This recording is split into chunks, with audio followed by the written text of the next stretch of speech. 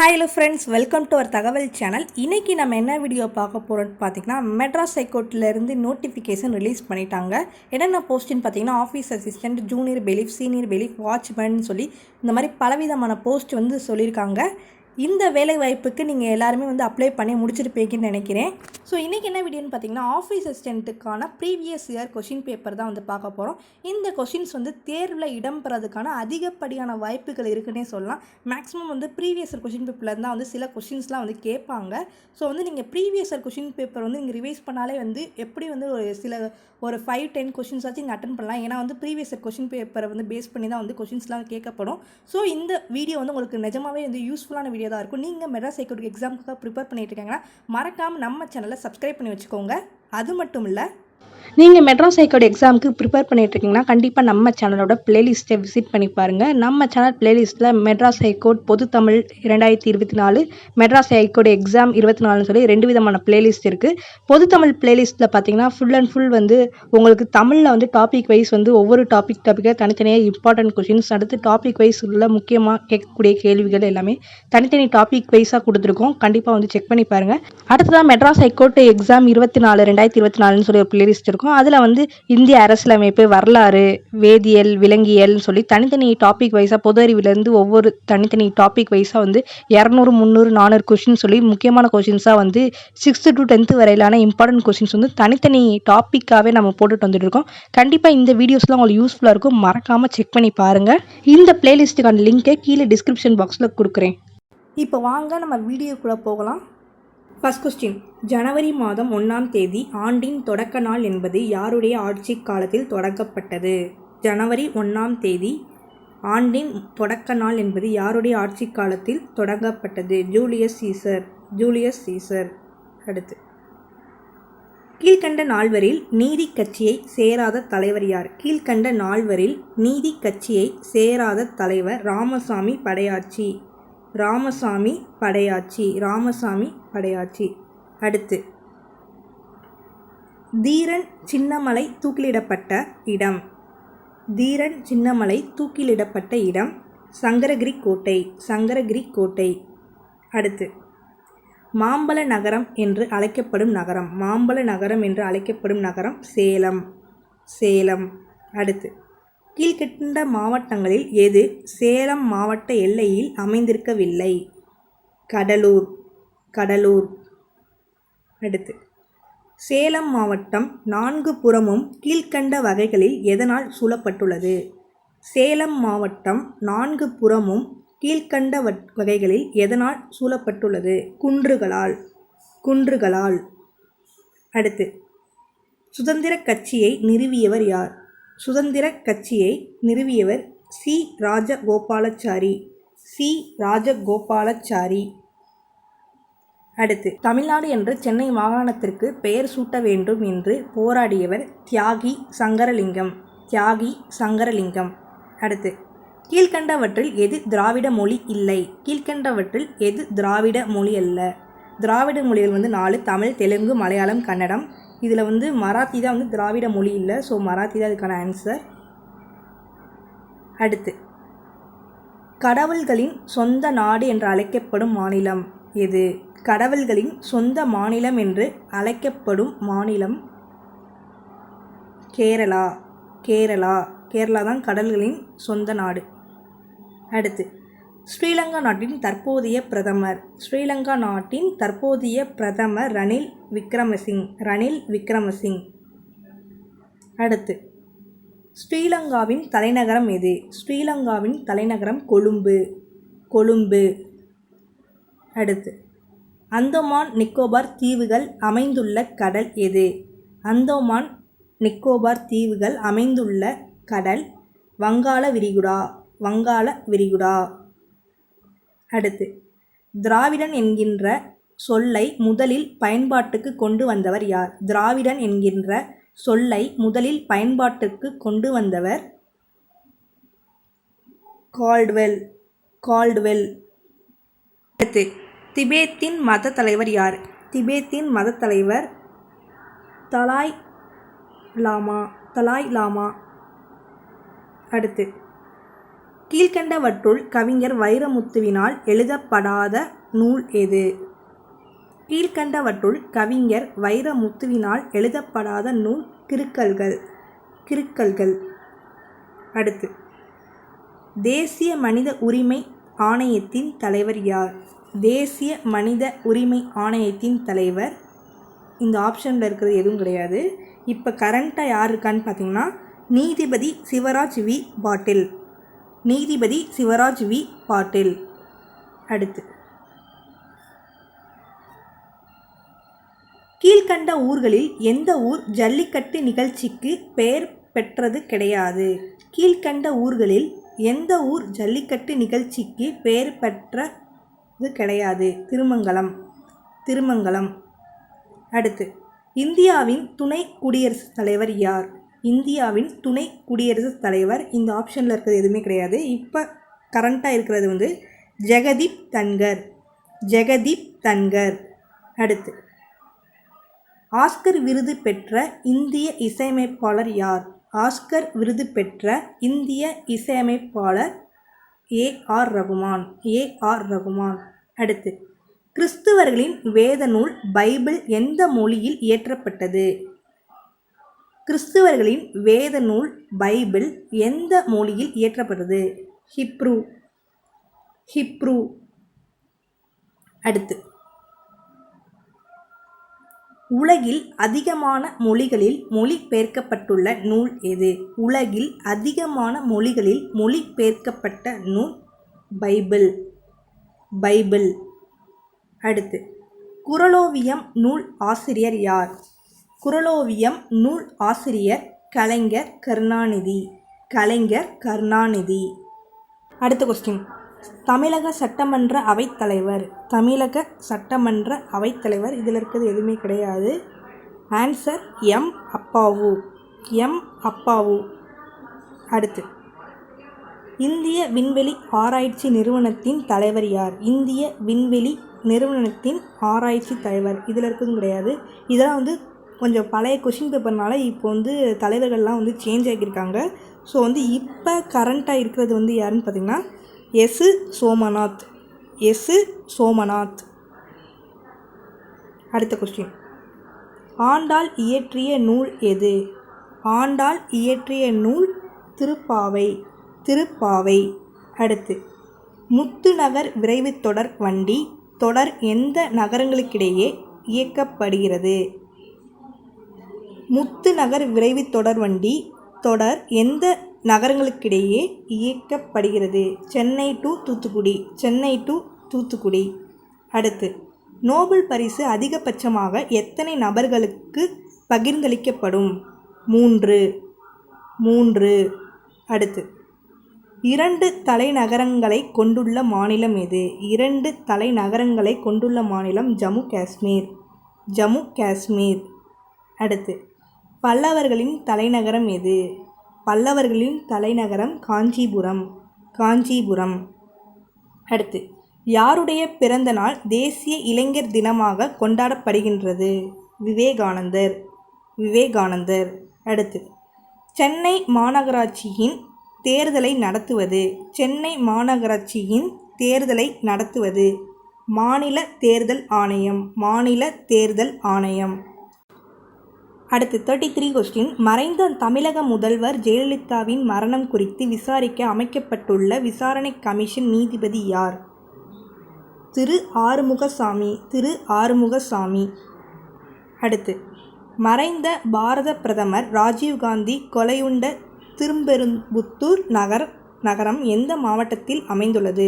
மறைந்த பாரத பிரதமர் ராஜீவ்காந்தி கொலையுண்ட திருப்பெரும்புத்தூர் நகரம் எந்த மாவட்டத்தில் அமைந்துள்ளது? காஞ்சிபுரம். அடுத்து, ராக்கெட் ஏவுதளம் ஸ்ரீஹரிகோட்டா எந்த மாநிலத்தில்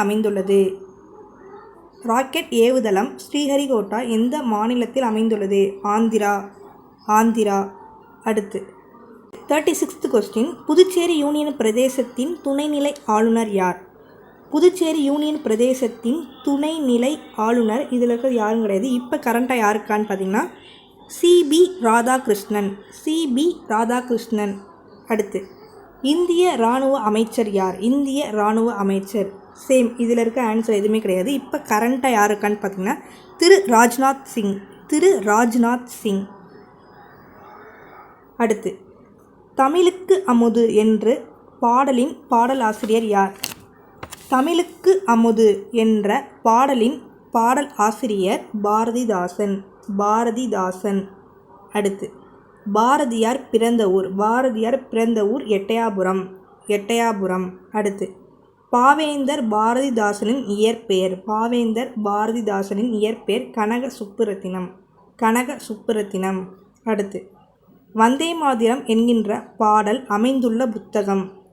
வந்தே மாதரம் என்கின்ற பாடல் அமைந்துள்ள புத்தகம் ஆனந்தமத். அடுத்து இந்திய ரூபாய் நோட்டுகள் அச்சடிக்கப்படும் இடம். இந்திய ரூபாய் நோட்டுகள் அச்சடிக்கப்படும் இடம் நாசிக். நாசிக். அடுத்து திராவிட சிசு என்று அழைக்கப்படுபவர் யார்? திராவிட சிசு என்று அழைக்கப்படுபவர் திருஞான சம்பந்தர். திருஞான சம்பந்தர். அடுத்து திருக்குறளையும் திருவாசகத்தையும் ஆங்கிலத்தில் மொழிபெயர்த்தவர் யார்? திருக்குறளையும் திருவாசகத்தையும் ஆங்கிலத்தில் மொழிபெயர்த்தவர் ஜியு போப். GU Pope. அடுத்து ஒரு சென்ட் நிலம் என்பது எத்தனை சதுர அடிகளை கொண்டது? ஒரு சென்ட் நிலம் என்பது எத்தனை சதுர அடிகள் கொண்டது? 436 சதுர அடிகள். 436 சதுர அடிகள். அடுத்து இந்தியாவில் தொலைக்காட்சி நிகழ்ச்சி முதலில் ஒளிபரப்பு செய்யப்பட்ட ஆண்டு? 1959. 1959. அடுத்து வானொலியை கண்டுபிடித்தவர் யார்? வானொலியை கண்டுபிடித்தவர் மார்க்கோனி. மார்க்கோனி. அடுத்து பாண்டியன் பரிசு என்ற நூலின் ஆசிரியர். பாண்டியன் பரிசு என்ற நூலின் ஆசிரியர் பாரதிதாசன். பாரதிதாசன். அடுத்து வ.உ. சிதம்பரனார் தொடங்கிய சுதேசி கப்பல் கம்பெனி எந்த நகரங்களுக்கிடையே கப்பல் போக்குவரத்தை தொடங்கியது? வ.உ. சிதம்பரனார் தொடங்கிய சுதேசி கப்பல் கம்பெனி எந்த நகரங்களுக்கிடையே கப்பல் போக்குவரத்தை தொடங்கியது? தூத்துக்குடி டு கொழும்பு. தூத்துக்குடி டு கொழும்பு. அடுத்து கவி சக்கரவர்த்தி கம்பர் பிறந்த ஊர். கவி சக்கரவர்த்தி கம்பர் பிறந்த ஊர் திருவழுந்தூர். திருவழுந்தூர். அடுத்து திருநெல்வேலி மாவட்ட கலெக்டர் ஆஸ்துரை சுட்டுக் கொல்லப்பட்ட ரயில் நிலையம் எது? மணியாச்சி. மணியாச்சி. அடுத்து சமீபத்தில் யாருடைய மாத ஊதியம் 100% உயர்த்தப்பட்டது? சமீபத்தில் யாருடைய மாத ஊதியம் 100% உயர்த்தப்பட்டது? தமிழ்நாடு சட்டமன்ற உறுப்பினர்கள். தமிழ்நாடு சட்டமன்ற உறுப்பினர்கள். அடுத்து மயிலாடுதுறை ஊரின் முந்தைய பெயர் எது? மயிலாடுதுறை ஊரின் முந்தைய பெயர் மாயவரம். மாயவரம். அடுத்து பாரத பிரதமர் ஜவஹர்லால் நேரு யாரை இசையின் ராணிய குயின் ஆஃப் மியூசிக் என்று குறிப்பிட்டார்? எம்.எஸ். சுப்புலட்சுமி. எம்.எஸ். சுப்புலட்சுமி. அடுத்து தத்துவஞான சமுதாயம் நிறுவனம் யாரால் உருவாக்கப்பட்டது? தத்துவஞான சமுதாயம் நிறுவனம் யாரால் உருவாக்கப்பட்டது? Helena Blavatsky. Helena Blavatsky. அடுத்து ஆரிய சமோஜயத்தை நிறுவியவர்? தயானந்த சரஸ்வதி. தயானந்த சரஸ்வதி. அடுத்து ராமகிருஷ்ணா மிஷன் நிறுவனர் யார்? ராமகிருஷ்ணா மிஷன் நிறுவனர் சுவாமி விவேகானந்தர். சுவாமி விவேகானந்தர். அடுத்து சர் சி.வி. ராமனுக்கு நோபல் பரிசு எந்த துறையில் வழங்கப்பட்டது? இயற்பியல். இயற்பியல். அடுத்து சிறுவர்களை தற்கொலைக்கு தூண்டும் இணைய விளையாட்டின் பெயர் என்ன? இதெல்லாம் பழைய கொஷின் பேப்பர்னால உங்களுக்கு இந்த மாதிரி ரீசண்ட்டு இதிலிருந்து வந்திருக்கு. ஸோ ப்ளூ வேல் இந்த கொஷின்லாம் மேக்ஸிமம் கேட்குறதுக்கு வாய்ப்பு கிடையாது. இது அப்போ இந்த கொஷின் இந்த விளையாட்டு ட்ரெண்டிங்காக இருந்தனால இந்த கொஷின் கேட்டிருந்திருக்காங்க. அடுத்து தமிழ் எழுத்துக்கள் மொத்தம் எத்தனை? தமிழ் எழுத்துக்கள் 247 மொத்தம். 61th question. இந்தியாவில் ஆண்களின் திருமண வயது. இந்தியாவில் ஆண்களின் திருமண வயது 21. அடுத்து உலகில் தோன்றிய முதல் உயிரினம் எது? உலகில் தோன்றிய முதல் உயிரினம் பாக்டீரியா. அடுத்து, தமிழ்நாட்டில் உள்ள மாநகராட்சிகளின் எண்ணிக்கை. தமிழ்நாட்டில் உள்ள தற்போதைய மாநகராட்சியின் எண்ணிக்கைன்னு பார்த்திங்கன்னா இதில் எதுவுமே கிடையாது. இப்போ வந்து 25 மாநகராட்சிகள் இருக்குது தற்போதைய மாநகராட்சி லிஸ்ட்டு. அடுத்து, தமிழ்நாடு அரசு லட்சினை எம்ப்ளம் ஆஃப் தமிழ்நாடு உள்ள கோபுரம் எந்த கோவிலுடையது? ஸ்ரீவில்லிபுத்தூர் ஆண்டாள் கோவில். அடுத்து, துக்ளக் பத்திரிகையின் தற்போதைய ஆசிரியர் யார்? துக்ளக் பத்திரிகையின் தற்போதைய ஆசிரியர் குருமூர்த்தி. அடுத்து, ஆனந்த விகடன் வார இதழின் நிறுவனர் யார்? எஸ்.எஸ். வாசன். அடுத்து, இந்தியாவின் முதல் பயணிகள் ரயில் எந்த நகரங்களுக்கிடையே துவங்கப்பட்டது? இந்தியாவில் முதல் பயணிகள் ரயில் எந்த நகரங்களுக்கிடையே துவங்கப்பட்டது? பம்பாய் டு தானே. அடுத்து, 68th கொஸ்டின். இந்திய ரயில்வே எத்தனை மண்டலங்களாக பிரிக்கப்பட்டுள்ளது? 16. அடுத்து, தமிழ் நாடகத் தந்தை என்பவர் யார்? தமிழ் நாடகத் தந்தை என்பவர் பம்மல் சம்பந்த முதலியார். அடுத்து, முதலில் கலரில் வெளிவந்த தமிழ் திரைப்படம் எது? முதலில் கலரில் வெளிவந்த தமிழ் திரைப்படம் அலிபாபாவும் 40 திருடர்களும். அடுத்து, இந்திய ரூபாயின் சின்னமான இந்த சின்னம் வந்து எந்த ஆண்டு ஏற்றுக்கொள்ளப்பட்டது? 2010. அடுத்து, இந்திய அரசியலமைப்பு சட்டத்தில் எந்த பிரிவின் கீழ் உயர் நீதிமன்றங்களுக்கு கீழமை நீதிமன்றங்கள் மேற்பார்வையிடும் உரிமை வழங்கப்பட்டுள்ளது? 227 இந்த பிரிவில் தான் வந்து வழங்கப்பட்டுச்சு. அடுத்து, அந்தமான் நிக்கோபார் தீவுகள் எந்த உயர் நீதிமன்ற ஆளுமைக்கு உட்பட்டது? கல்கத்தா உயர்நீதிமன்றம். அடுத்து, உச்சநீதிமன்றத்தின் முதல் பெண் நீதிபதி யார்? உச்சநீதிமன்றத்தின் முதல் பெண் நீதிபதி ஃபாத்திமா பீவி. அடுத்து, மாநிலங்களவை உறுப்பினர்களின் பதவிக்காலம் எத்தனை? மாநிலங்களவை ராஜ்யசபா உறுப்பினர்களின் பதவிக்காலம் எத்தனை ஆண்டுகள்? 6. அடுத்து, மக்களவைக்கு லோக்சபா தமிழ்நாட்டிலிருந்து தேர்ந்தெடுக்கப்படும் உறுப்பினர்களின் எண்ணிக்கை யாது? 39. அடுத்து, இது மேக்ஸு. ஒரு கிராமத்தில் மொத்த மக்கள் தொகை 10,000. ஆண் பெண்களின் விகிதச்சாரம் 3:2 எனில் அந்த கிராமத்தில் உள்ள ஆண்களின் எண்ணிக்கை. இது வந்து நீங்கள் ரேஷியோலாம் போட்டு கண்டுபிடிக்கணும்னு தேவையில்ல. 3:2 சொல்லிட்டாங்க. 3 ரேஷியோ விகிதம் வந்து ஆணுக்கும், 2 வந்து பெண்ணுக்கும் சொல்லியிருக்காங்க. ஸோ வந்து மேக்ஸிமம் 3 வந்து ஆணுக்கு இருக்கனால எப்படி வந்து இதுக்கு ஆன்சர் வந்து 6,000 தான் வரும். 6,000 வந்து ஆண்களோட மக்கள் தொகை விகிதமும் 4,000 வந்து பெண்களோடதும் டோட்டல் வந்து 10,000 வரும். அப்போ வந்து ஆண் வந்து 6,000, பெண் வந்து 4,000. இவங்க கேட்டிருக்கிறது வந்து பார்த்திங்கன்னா ஆண்களின் எண்ணிக்கை. அப்போ வந்து ஆன்சர் வந்து சியாக தான் இருக்கும். இது ஜஸ்ட்டு நீங்கள் லாஜிக்காக யோசித்து நீங்கள் போட்டாலே போதும், டக்குன்னு ஆன்சர் பண்ணிடலாம். அடுத்த கொஸ்டின். ஒரு கிராமத்தில் மொத்த மக்கள் தொகை 10,000. இதில் ஆண்கள் 40%, குழந்தைகள் 20%, மீதமுள்ளவர்கள் பெண்கள் எனில் பெண்களின் எண்ணிக்கை வந்து கேட்குறாங்க. ஸோ வந்து மொத்தம் 10,000னா 10% வந்து 1000ன்னு வச்சுக்கோங்க. அப்போ 40%னா 4,000. 20% குழந்தைகள்னால் 6,000. இப்போ இதிலே 6,000 போயிடுச்சு. பேலன்ஸ் இருக்கிறது பார்த்திங்கன்னா 10,000 வந்து 4,000 தான். அப்போ பெண்கள் வந்து 4,000 தான். அப்போ இதுக்கான ஆன்சர் வந்து பார்த்திங்கன்னா 4,000. இந்த மாதிரி நீங்கள் லாஜிக்காக யோசித்து நீங்கள் இதுக்கு ஆன்சர் பண்ணிடலாம். அந்த மாதிரி கொஸ்டின்ஸ் தான் வந்து மேக்ஸிமம் வந்து மெட்ராஸ் ஹைகோர்ட் வந்து கேட்பாங்க. அடுத்ததாக 79வது கொஸ்டின். வருகின்ற 2020ஆம் ஆண்டு ஒலிம்பிக் விளையாட்டு போட்டிகள் எங்கு நடைபெற உள்ளது? வருகின்ற 2020ஆம் ஆண்டு ஒலிம்பிக் விளையாட்டு போட்டிகள் எங்கு நடைபெற உள்ளது? இந்த கொஸ்டின் வந்து 2018க்கான கொஸ்டின். அதனால் அப்போ கேட்டது ரீசெண்ட் கொஸ்டினாக வந்து இதை கேட்டிருக்காங்க. அப்போ வந்து 2020ஆம் ஆண்டு ஒலிம்பிக் விளையாட்டு போட்டி வந்து எங்கே நடந்துச்சுன்னு பார்த்தீங்கன்னா ஜப்பான் டோக்கியோவில். அடுத்த கொஸ்டின். ஒலிம்பிக் கொடியில் காணப்படும் 5 வளையங்கள் எதை பிரதிநிதித்துவப்படுத்துகின்றது? 5 கண்டங்களை குறிக்கின்றது. அடுத்து, உலகில் மிக சிறிய நாடு எது? உலகில் மிக சிறிய நாடு வாடிகன்.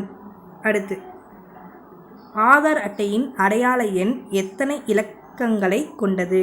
12. அடுத்து 83 கொஸ்டின். இந்தியாவில் உள்ள மொத்த மாநிலங்களின் எண்ணிக்கை எத்தனை?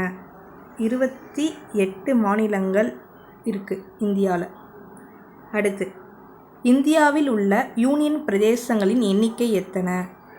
தற்போது இந்தியாவில் உள்ள யூனியன் பிரதேசங்களின் எண்ணிக்கை 8. அடுத்து, கச்சத்தீவு எந்த ஆண்டு முதல் இலங்கையின் கட்டுப்பாட்டில் உள்ளது? 1974. அடுத்து,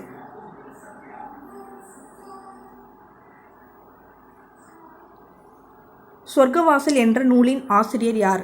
சொர்க்கவாசல் என்ற நூலின் ஆசிரியர் C.N. அண்ணாதுரை. அடுத்து, இந்திய தேர்தல் ஆணையத்தின் தலைமை தேர்தல் ஆணையர் யார்? இந்திய தேர்தல் ஆணையத்தின் தலைமை தேர்தல் ஆணையர் ராஜீவ்குமார். இப்போ கரண்ட்டாக இருக்கிற தேர்தல் ஆணையர் தான் நான் சொல்லியிருக்கேன். மேபி நீங்கள் ஃப்யூச்சரில் இந்த வீடியோஸ் பார்க்குறப்ப சேஞ்ச் ஆகிறதுக்கு வாய்ப்பு இருக்குது. அப்போ நீங்கள் ஒன்ஸ் செக் பண்ணிக்கோங்க கூகுளில். அடுத்து, சென்னையில் உள்ள வள்ளுவர் கோட்டம் யாருடைய ஆட்சி காலத்தில் கட்டப்பட்டது? சென்னையில் உள்ள வள்ளுவர் கோட்டம் யாருடைய ஆட்சி காலத்தில் கட்டப்பட்டது? மு. கருணாநிதி. அடுத்து, போக்குவரத்து தொழிலாளர் கோரிக்கைகள் குறித்து விசாரிக்க சென்னை உயர் நீதிமன்றத்தால் நியமிக்கப்பட்ட மத்தியஸ்தர் நீதிபதி யார்? திரு இ. பத்மநாபன். அடுத்து கொஸ்டின். இந்தியாவின் தலைமை வழக்கறிஞர் யார்? இப்போ கரண்ட்டாக யார் இருக்கான்னு பார்த்தீங்கன்னா ஆர். வெங்கட்ரமணி. இதில் இருக்க யாருமே இல்லை. இப்போ கரண்ட்டாக ஆர். வெங்கட்ரமணி. மேபி ஃப்யூச்சரில் நீங்கள் பார்க்குறப்ப இது சேஞ்ச் ஆகிறதுக்கு வாய்ப்பு இருக்குது. ஸோ செக் பண்ணிக்கோங்க கூகுளில் இந்ததையும். அடுத்து, இந்தியாவில் உள்ள உயர் நீதிமன்றங்களின் எண்ணிக்கை. 25. இப்போ கரண்ட்டாக 25 இருக்குது. 93 கொஸ்டின். மோட்டார் வாகனங்களில் பதிவு எண்களில் முதலில் இருக்கும் 2 ஆங்கில எழுத்துக்கள் எதனை குறிக்கின்றது? மோட்டார் வாகனங்களில் பதிவு எண்களில் முதலில் இருக்கும் 2 ஆங்கில எழுத்துக்கள் எதனை குறிக்கின்றது? வாகனம் பதிவு செய்யப்பட்டுள்ள வட்டார போக்குவரத்து அலுவலகம் அமைந்துள்ள மாநிலத்தை குறிக்கின்றது. வாகனம் பதிவு செய்யப்பட்டுள்ள வட்டார போக்குவரத்து அலுவலகம் அமைந்துள்ள மாநிலத்தை குறிக்கின்றது. அடுத்து, சென்னை மாகாணம் என்பது தமிழ்நாடு என்று பெயர் மாற்றம் யாருடைய ஆட்சி காலத்தில் இயற்றப்பட்டது? சென்னை மாகாணம் என்பது தமிழ்நாடு என்று பெயர் மாற்றம் யாருடைய ஆட்சி காலத்தில் இயற்றப்பட்டது? C.N. அண்ணாதுரை. அடுத்து, கீழ்கண்டவற்றில் எது முக்கணி கிடையாது? முக்கணி மா, பலா, வாழை. ஸோ திராட்சை பழம் கிடையாது. அடுத்த லீப் இயர் ஆண்டு எப்போது? அடுத்த லீப் இயர் ஆண்டு 2024. இப்போ இருக்கிறதா லீப் இயர் ஆண்டு. அடுத்து, இந்தியாவில் கீழ்குறியிடப்பட்டுள்ள மாநிலங்களில் எந்த மாநிலத்தில் மிக நீண்ட கடற்கரை உள்ளது? இந்தியாவில் குறிப்பிடப்பட்டுள்ள மாநிலங்களில் எந்த மாநிலத்தில் மிக நீண்ட கடற்கரை உள்ளது? குஜராத். அடுத்து, இந்தியாவின் கிழக்கு கடற்கரை எவ்வாறு அழைக்கப்படுகிறது? இந்தியாவில் கிழக்கு கடற்கரை எவ்வாறு அழைக்கப்படுகிறது? சோழமண்டல கடற்கரை. அடுத்து, தமிழ்நாடு மாநில தேர்தல் ஆணையத்தின் ஆணையர் யார்? தமிழ்நாடு மாநில தேர்தல் ஆணையத்தின் ஆணையர் இதில் இருக்கிறது யாருமே கிடையாது. இப்போ வே. பழனிக்குமார் தான் இப்போ தற்போது இருக்கிறாங்க. அடுத்து, திருவெண்பாவை இயற்றியவர் மாணிக்க வாசகர். இதோட previous year question paper office அசிஸ்டண்ட்டோடது வந்து முடிவடையுது. இந்த மாதிரி நம்ம சேனலில் அடுத்தடுத்து ஒவ்வொரு போஸ்ட்டுக்கான ப்ரீவியஸ் இயர் கொஷின் பேப்பர் வந்து அப்டேட் பண்ணிகிட்ருக்கோம். ஸோ நீங்கள் மெட்ராஸ் ஹைகோர்ட் எக்ஸாமுக்காக ப்ரிப்பேர் பண்ணிகிட்ருக்கீங்கன்னா மறக்காமல் நம்ம சேனலை சப்ஸ்கிரைப் பண்ணி வச்சுக்கோங்க.